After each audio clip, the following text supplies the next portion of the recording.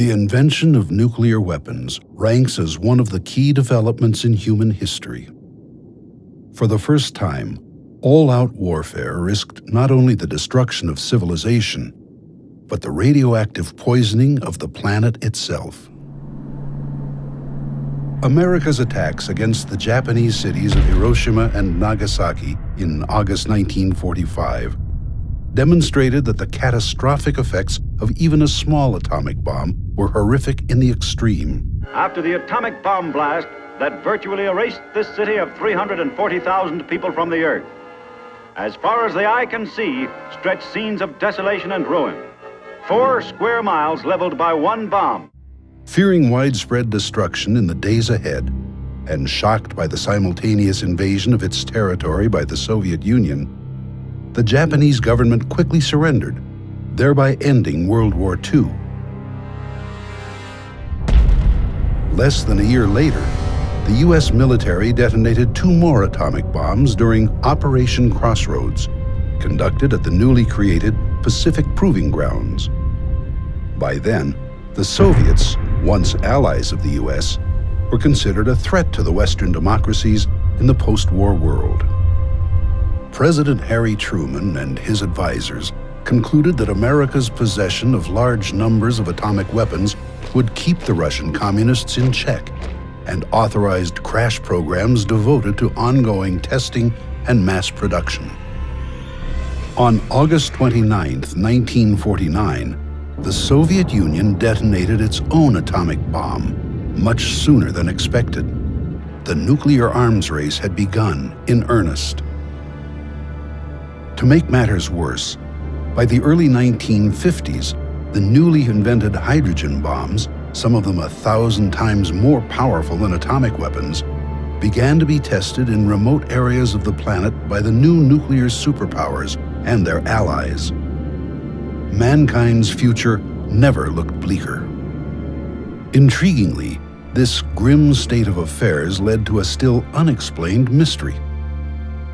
As difficult as this will be for some people to accept, evidence uncovered by researchers confirms that technologically advanced observers, whose identity and intentions remain unknown, began to monitor the nuclear standoff, almost from the start. Declassified U.S. government documents reveal that, as early as December 1948, incursions by mysterious aerial objects, later referred to as UFOs, began to occur at American nuclear laboratories, bomb storage depots, weapons test areas, and, as time went on, intercontinental ballistic missile sites. Particularly dramatic are the incidents now being openly discussed by former U.S. Air Force ICBM launch officers who were stationed at various Strategic Air Command bases in the 1960s and 70s. According to these highly credible witnesses, on some occasions, as the UFOs briefly hovered over their launch facilities, the nuclear missiles inexplicably malfunctioned. The officers had been on alert in their underground launch control capsules when they received telephone calls from their security guards at ground level, saying that they were observing one or more unidentified, disc-shaped craft maneuvering in the sky. Seconds later, as many as 10 ICBMs suddenly shut down, according to warning lights on the officers' missile readiness consoles, meaning that they could not have been launched if the President of the United States had, at that moment, ordered a nuclear attack on America's adversaries. These witnesses say that their superiors ordered them to keep quiet about the incidents, and in some cases required them to sign non-disclosure statements which stipulated severe legal penalties for anyone who violated secrecy. As a result of the harsh security measures imposed upon them, many of these Air Force veterans waited decades before discussing the nearly unbelievable and highly disturbing incidents they had observed. Nevertheless, a number of them have finally stepped forward to reveal the truth. On September 27, 2010, a leading UFO researcher, Robert Hastings, and a former Minuteman missile launch officer, Robert Salas, co-sponsored the UFOs and Nukes press conference in Washington, D.C., in an effort to bring the facts to the public. The event was widely covered by the media, not only in the United States, but around the world. CNN streamed it live, and other major news organizations published stories about it later the same day. Good afternoon. My name is Robert Salas. In 1967, I was a first lieutenant stationed at Malmstrom Air Force Base, Montana. I was a missile launch officer. Sometime in the evening hours on March 24th, I received a call from one of my topside guards, the flight security controller, stating that they had been observing strange lights in the sky making odd maneuvers. He called back about 5 minutes later. This time he was screaming into the phone saying they're looking at a red glowing object hovering just above our front gate. Our missiles began going into what's called a no-go condition or unlaunchable. Essentially, they were disabled while this object was still hovering over our site. Back in 1967, I was officer in charge of the Communications Center at the 28th Air Division in Great Falls, Montana. In March of that particular year, I can clearly recall a message coming through my Communications Center which basically said that a UFO did in fact shut down several missile silos in Montana. Robert Hastings has devoted 40 years to seeking out and interviewing U.S. military veterans regarding their UFO experiences at missile sites and other nuclear weapons facilities. His book, UFOs and Nukes, contains the testimony of more than 100 of those individuals. Declassified U.S. government documents and witness testimony from former or retired U.S. military personnel confirm beyond any doubt the reality of ongoing UFO incursions at nuclear weapons sites. Significantly, dramatic UFO incidents were also occurring at nuclear missile facilities in the former Soviet Union, including cases where the weapons suddenly malfunctioned. Documents obtained in Russia by Western journalists in the 1990s, as well as on-the-record statements by Soviet Army veterans, summarize the unsettling events in great detail. These revelations make clear that both American and Soviet nuclear missiles were subjected to ongoing surveillance and, from time to time, deliberate tampering by whoever was piloting the UFOs during the long, tense confrontation known as the Cold War. Had that anxious standoff between capitalism and communism suddenly become a hot nuclear war, hundreds of millions of people would have been killed outright, and a great many more, perhaps 1 to 2 billion worldwide, would have died over time, the result of radiation illness, exposure, and mass starvation. Indeed, a great many species and ecosystems on Earth would have been devastated by such a war. But what were the mysterious missile disruptions, as described by American and Soviet military veterans, meant to convey? Were they a demonstration of the unknown observer's ability to interfere with these weapons at will? If so, would they have openly intervened to try to prevent a nuclear exchange from occurring if hostilities seemed imminent? To state the obvious, the answers to these questions remain elusive, even now. But if all of this is true, what exactly is going on? Who or what is piloting the amazing aerial craft we call UFOs?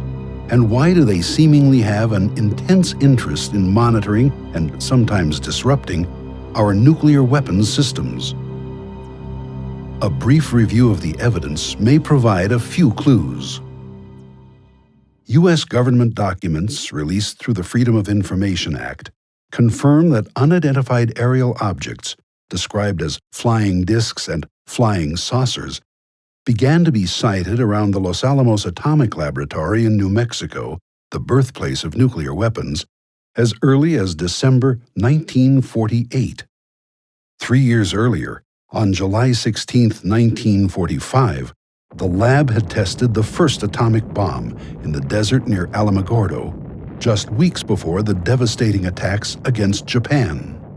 Although shrouded in secrecy for decades, the declassified documents reveal that UFOs appeared with alarming frequency, not only at Los Alamos, but also at its sister laboratory, Sandia, in Albuquerque throughout the 1950s.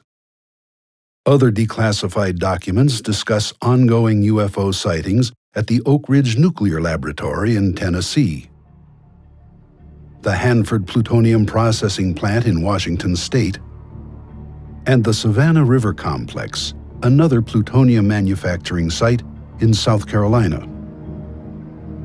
While the local and even national media occasionally published stories about these incidents, the vast majority of the American public had no idea that they were so frequent and widespread. Nevertheless, according to military intelligence officers, a worrisome pattern had begun to emerge.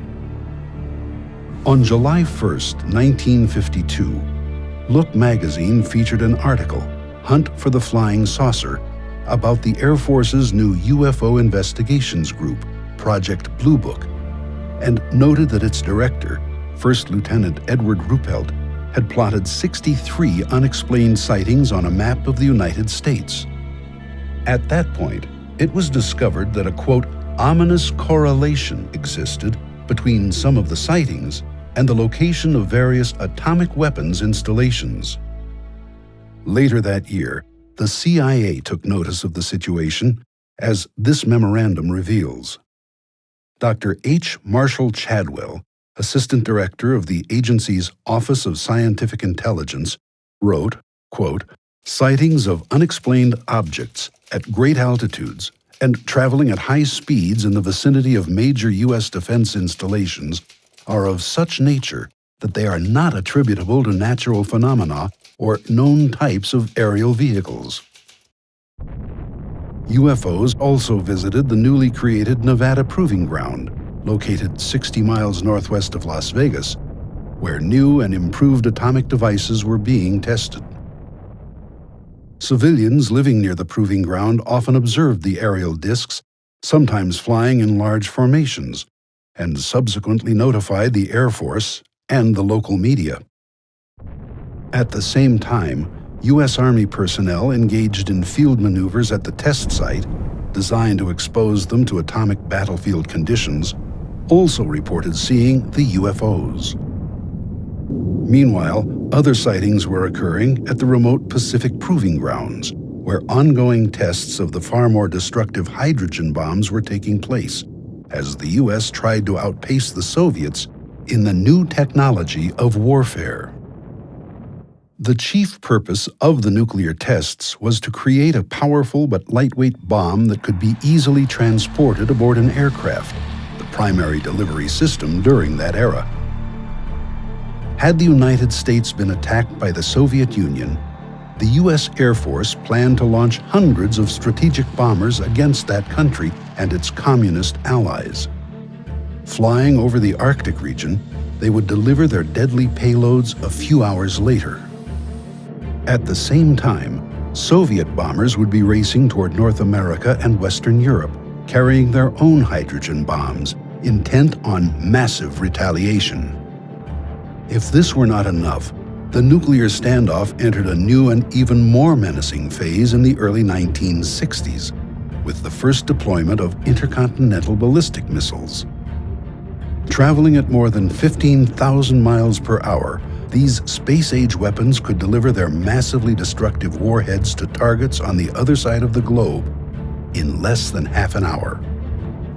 That shockingly brief period was later reduced to less than 10 minutes, once U.S. and Soviet missile-carrying submarines began to be deployed just off each other's coasts.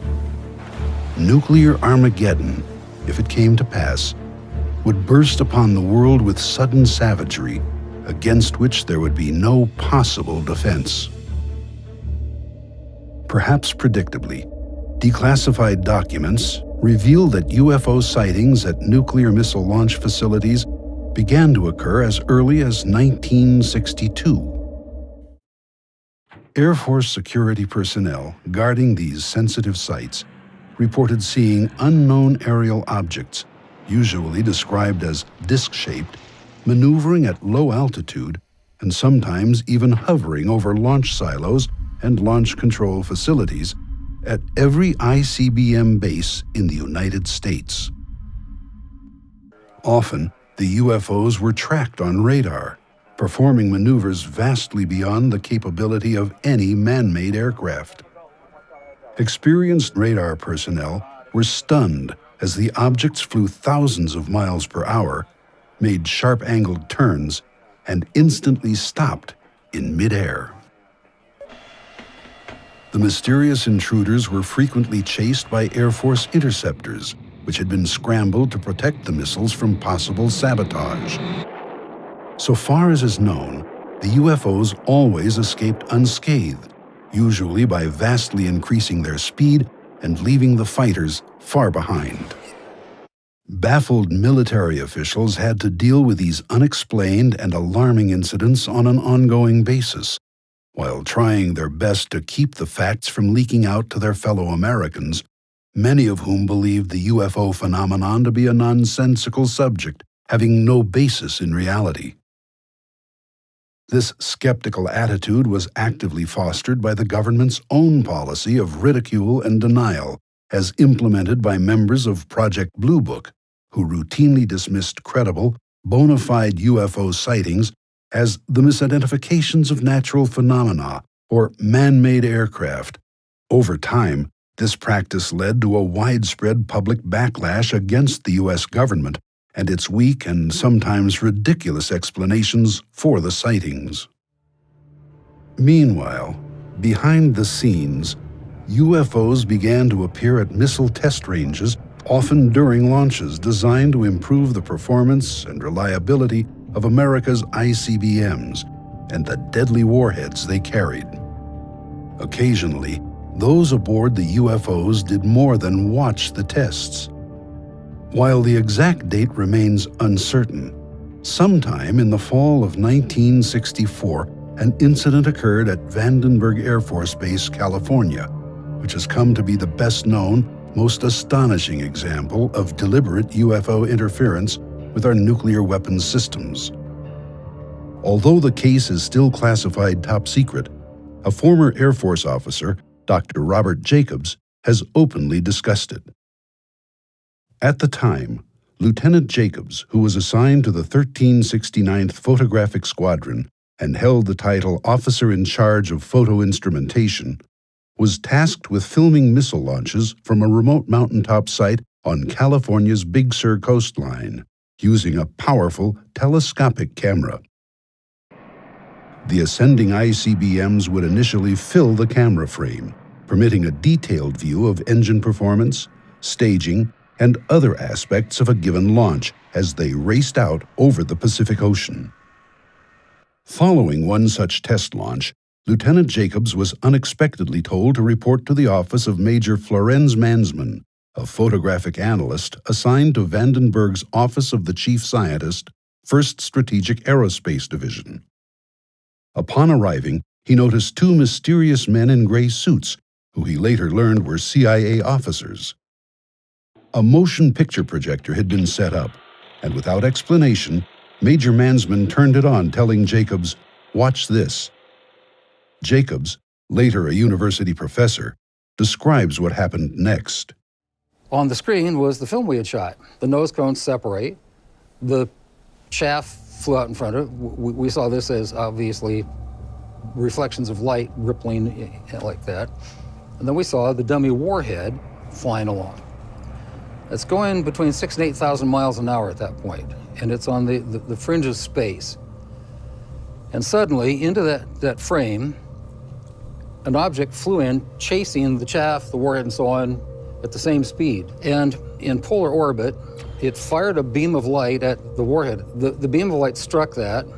The object flew up, shot another beam of light at the dummy warhead, went around, shot another beam of light at it, went down, shot a beam of light, and then flew out the same way it had come in, at which time the dummy warhead fell out of the frame. The lights came on, and Major Mansman said to me, "Were you guys screwing around up there?" And I said, "No, sir." And he said, "What was that?" And I said, "It looks like we got a UFO." And he said, "Lieutenant Jacobs, you are never to speak of this again. It never happened." Decades later, Dr. Mansman, by then a researcher at Stanford University, informed Dr. Jacobs that after he had left the room, the two CIA officers quickly confiscated the film of the amazing incident, telling Mansman that it was classified top secret.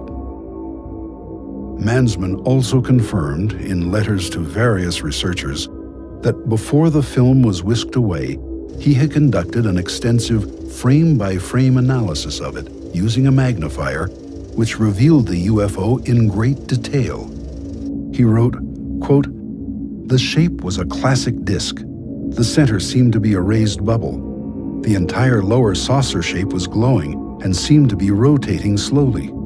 At the point of beam release, the object turned like it was required to be in a position to fire from a platform. The assumption was, at that time, extraterrestrial." Responding to the retired major's revelations, Dr. Jacobs wrote, quote, "Those beams of light were a warning, a shot fired across the bow of our nuclear silliness ship." Then, on August 1st, 1965, a dramatic, large-scale UFO incursion took place at F.E. Warren Air Force Base in Wyoming, as this declassified report confirms.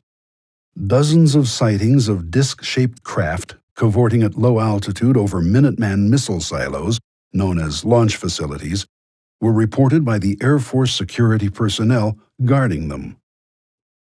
Over the next 2 years, similar UFO incursions also took place at Minot Air Force Base, North Dakota, and Ellsworth Air Force Base, South Dakota.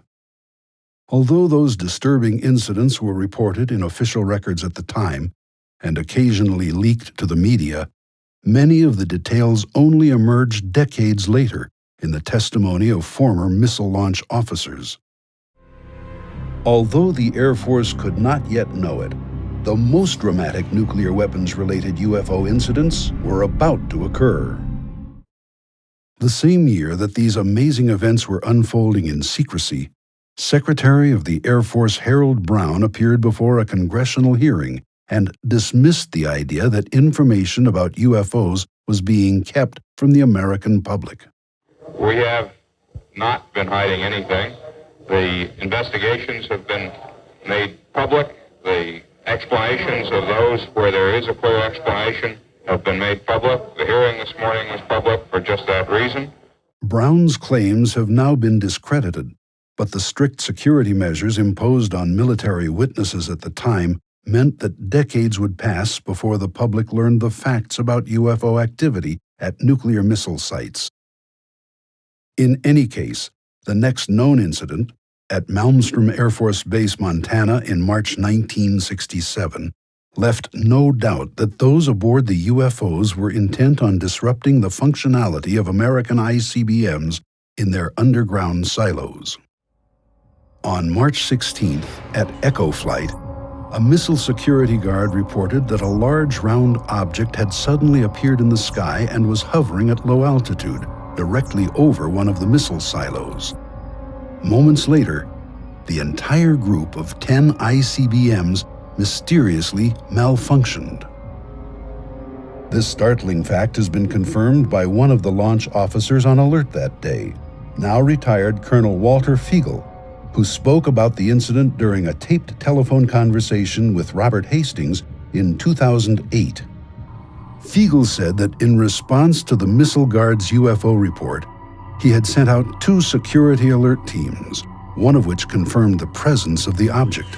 The strike team that went out, one of the 2, claimed that they saw something over the site. How did they describe that? He just said a large round object. Directly over the LF? Directly over the site.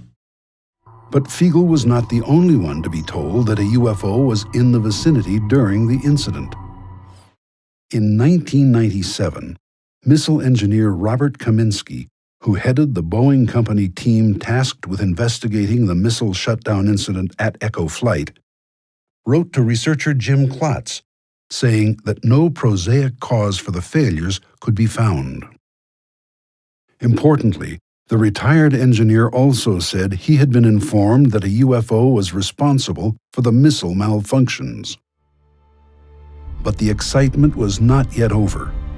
A second ICBM shutdown incident occurred 8 days later, on March 24, 1967, at Oscar Flight, according to former Minuteman missile launch officer Captain Robert Salas, who was on alert when it occurred. This was the event discussed by Salas at the September 2010 press conference in Washington, D.C. Salas's testimony has been confirmed by former Minuteman missile targeting officer Captain Robert Jameson, who helped retarget some of the Oscar Flight ICBMs. Although this ominous situation undoubtedly concerned those in the know at the Pentagon, the chief of Project Blue Book, Major Hector Quintanilla, nevertheless presented a brave face when he spoke with reporters in response to a public uproar over nationwide UFO sightings. After almost 20 years and after having investigated over 9,000 cases, the Air Force has determined that the UFO phenomenon does not present a threat to the national security of the United States. These same claims were made when the Air Force announced the closure of Blue Book in December 1969, at which time it again emphasized that no evidence existed to indicate that UFOs posed a threat to the country's security. While many Americans may have believed this to be true, in reality, the UFOs continued to monitor our nuclear weapons program, as this Reuters news agency article confirms. In August 1973, one of the mysterious craft, dubbed a ghost ship, was tracked on radar maneuvering near a dummy nuclear warhead in flight as it raced toward a splashdown in the Pacific Ocean near Kwajalein Atoll. This story cited information from unnamed scientists working for the U.S. Army's ballistic missile program. This intriguing report suggests that the earlier Big Sur incident, as revealed by former U.S. Air Force Lieutenant Robert Jacobs and retired Major Florenz Mansman, was not unique. Although this weapons test a decade later was apparently successful, it's clear that UFOs have maneuvered near our dummy nuclear warheads in flight on more than one occasion. In the years that followed, other UFO incidents continued to occur at various nukes-related locations throughout the U.S. According to declassified documents, 2 B-52 bomber bases, Loring Air Force Base, Maine, and Wurtsmith Air Force Base, Michigan, were targeted by unknown aerial craft in late October 1975. Although initial reports referred to unidentified helicopters, one witness at Loring, Sergeant Stephen Eichner, later wrote that he had observed, quote, an elongated football as long as 4 cars and reddish-orange in color, briefly hovering near the nuclear weapons storage area. The object then zoomed away. 1 week later, back at Malmstrom Air Force Base, as many as 7 UFOs were sighted and tracked on radar as they intermittently maneuvered near and hovered above various Minuteman missile sites over a several-hour period. According to numerous North American Aerospace Defense Command log entries released via the Freedom of Information Act, the UFOs were also unsuccessfully pursued by F-106 jet fighters before finally leaving the vicinity. One of the craft was apparently close enough to the ground to be described by security forces as a, quote, orange-white disk object. At the Pentagon, the National Military Command Center was so alarmed by the UFO incursions at Strategic Air Command bomber and missile bases that a Security Option 3 order was issued, placing the Air Force's entire nuclear weapons force on high alert. Despite official efforts to suppress the facts, all of this eventually became known as military and intelligence agency files were involuntarily released to the public via the Freedom of Information Act. If all of this were not enough, the next major UFO event really rocked the Pentagon. In late 1980, at the RAF Bentwaters Base in Suffolk, England, then leased by the U.S. Air Force, a series of bizarre incidents left no doubt that something very strange was taking place. In the early hours of December 26th, a small group of Air Force security policemen noticed an unusual light in nearby Rendlesham Forest. They approached it on foot, only to discover a strange, triangular-shaped craft. After an indeterminate period of time, the unknown object silently raced skyward and disappeared. 2 nights later, RAF Bentwater's Deputy Base Commander, Lieutenant Colonel Charles Halt, was informed that another mysterious light had suddenly appeared in the forest. Halt quickly assembled a small team of security policemen to investigate. After some time, the men observed an object that looked like a large eyeball moving through the trees. At one point, material resembling molten metal was seen dripping from it. Suddenly, the object split into 5 smaller, disc-shaped craft, which silently scattered in all directions. A short time later, another disc raced toward Colonel Halt and his team, abruptly stopped above them, and directed a laser-like beam toward the ground very near their feet. After a few seconds, the beam clicked off, and the craft rapidly receded into the sky, moving in the direction of the RAF Bentwater's weapons storage area, which was at the time the largest American tactical nuclear bomb depot in Europe. As this was occurring, Colonel Halt began hearing excited radio chatter from security guards at the weapons facility, indicating that the UFO was sending down laser-like beams into or near the storage bunker complex.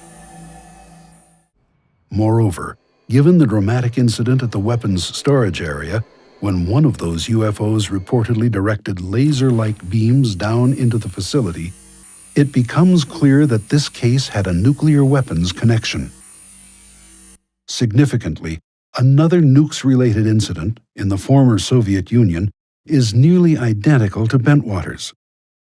Government documents obtained by Western journalists after the collapse of the Soviet regime confirm numerous cases of UFO activity in that country during the Cold War era, including one at the Kapustin Yar military complex.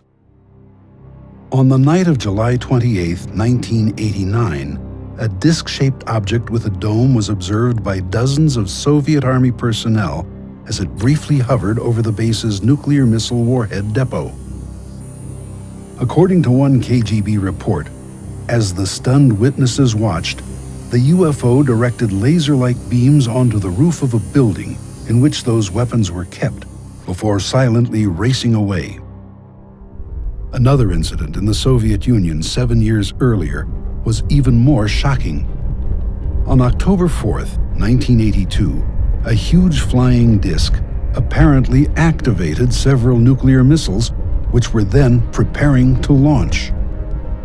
According to the Soviet Ministry of Defense documents secured by American television investigative reporter George Knapp, the UFO appeared over an intermediate-range missile base near the Ukrainian town of Bielokorovish.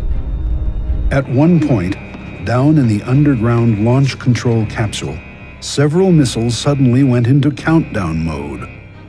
Although no one had input the authorization codes, the missiles were preparing to launch. Then, after 15 terrifying seconds, the anomaly ceased and everything returned to normal operational status.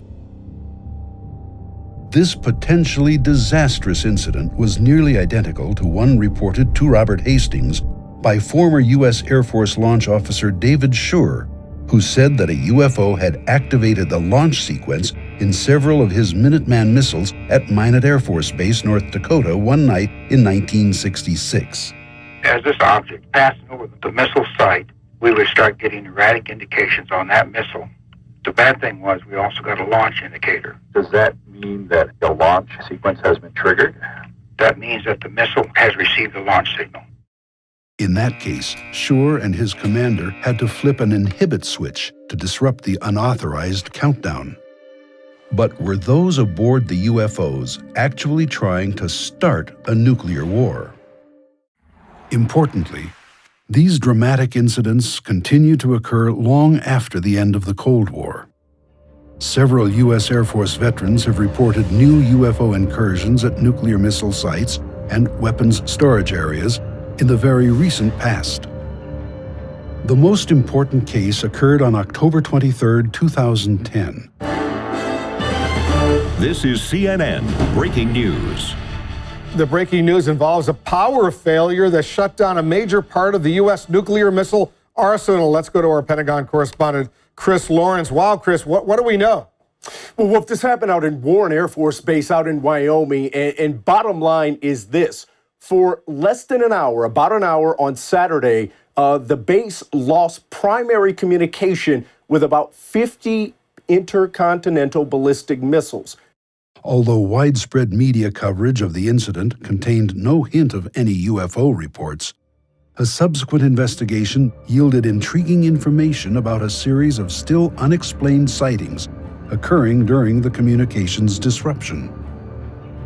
According to confidential Air Force sources known to Robert Hastings, various missile maintenance teams responding to the problem reported observing a huge cigar-shaped object maneuvering in the sky above the missile field. These persons emphatically state that the craft was not a blimp because no passenger gondola, propellers, or stabilizing tail fins were visible, and there was no corporate logo or other advertising on its hull. The anomalous nature of the object was all but confirmed when these teams returned to the base. According to Hastings sources, the entire missile maintenance squadron was sternly admonished by its commander not to talk to journalists or researchers about, quote, the things they may or may not have seen in the sky. Despite these revelations, the Air Force officially maintains that the massive communications disruption was caused by an improperly replaced circuit card, following repairs on a weapons system processor. Nevertheless, key personnel who were in a position to know the facts have described multiple independent UFO reports during the incident, which were allegedly suppressed by command-level officers. This program has only scratched the surface. Declassified documents and eyewitness testimony suggest that incidents involving UFO activity at nuclear weapons sites now number in the hundreds. Robert Hastings has urged military veterans to contact him at his website regarding their knowledge of these events, so that a more complete picture of the situation can emerge. He believes that people everywhere have a right to know the facts. This is history. Hidden history, to be sure, but tremendously important. Scientists laugh at UFOs. The media generally ignore them. Billions of people worldwide think this subject is nonsense. And yet, what has been unfolding behind the scenes for more than half a century is nothing less than astounding.